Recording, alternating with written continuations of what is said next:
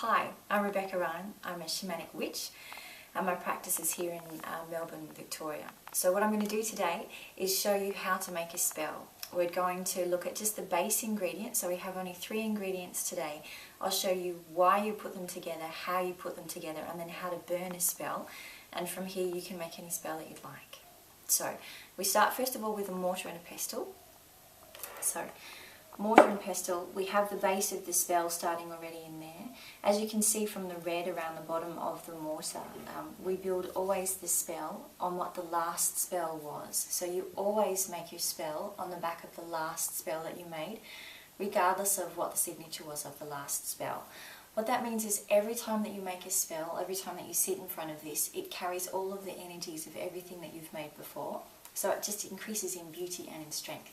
So first of all, we're going to start with a little bit of basil. So this is homegrown, freshly non-irradiated herbs, beautiful, beautiful. I'm going to pull off just a little bit of basil. So just a little bit. It's just enough to get the flavour of basil through. So the magical harmonies around basil are all listed on the web. You can find them on all sorts of sites all over the place. Basil is particularly useful for me because it's one of my base ingredients in my body. So that means that basil for me is very closely aligned to how I think and how I feel. So often I'll use basil for things. Just add just a little bit, so just a pinch of lavender. Again, this is homegrown and non-irradiated, so you have all of the freshness and all of the fragrance, as well as all of the original signatures of lavender without any kind of man-made interference. And the very last thing that I'm going to add is just a couple of pieces of frankincense. So this is a resin, so this is a completely different looking creature. And this one will give us a little bit of time without grinding. So in it goes. What I'm going to do now is just grind. So I'm intending to mix these things. As I mix, I'm putting in whatever my intention is. So this is just a base spell. This is a happy house spell for me in my house because of the basil. To mix it, I need to sort of bash a little bit so that the frankincense is mixed up. But importantly, I'm turning the mortar and pestle just a little bit at every time. So every mix, I will turn this about a third of the way. So a third of a wheel turn. And it doesn't really matter which way you turn. I always turn counterclockwise because of the shamanic and the underworld connections that I have. Lots of people turn clockwise. It's completely up to you.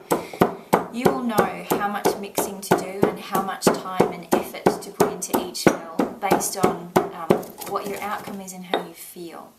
So as I said, this is a really common spell for me in my house. I know how it feels and how I feel when it's done. So having mixed and having turned a couple of times, I'm going to sit in front of this just quietly. So this is what it looks like now. It's not very mixed.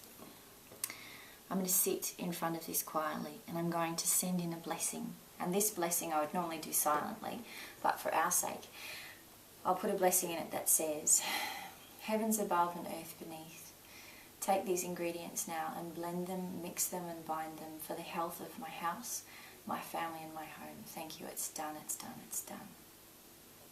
So that went from just ingredients to then an essence and to now a spell because now it's blessed.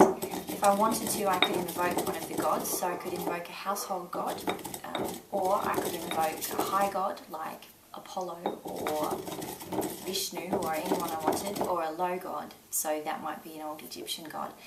The invocation that you put in a spell is completely up to you and should be done after some research and some meditation, so the spell makes itself known to you. Yeah. Now, to burn this spell, it's about ready for burning. This is a fireproof dish, it's much loved and used.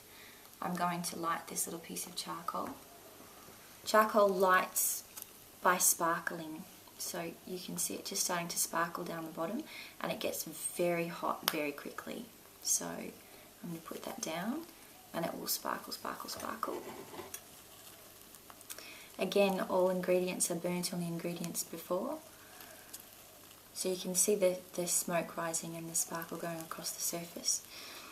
I know that this is quite a dry spell, so I know that it's alright for me now to start putting the spell into the middle of this charcoal block If there were wet ingredients, I would wait until this charcoal block had gone almost white, so I knew that the water from the spell wouldn't put the charcoal out.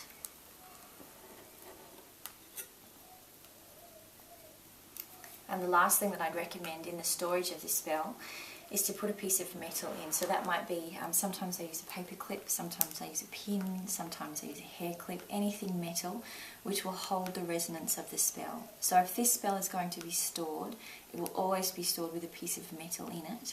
The metal obviously won't burn, neither will it destroy the charcoal or hurt anything if I do end up putting it on the fire. It just sits quietly and holds all of the ingredients together and the spell. Great, thank you for listening. That's all from me.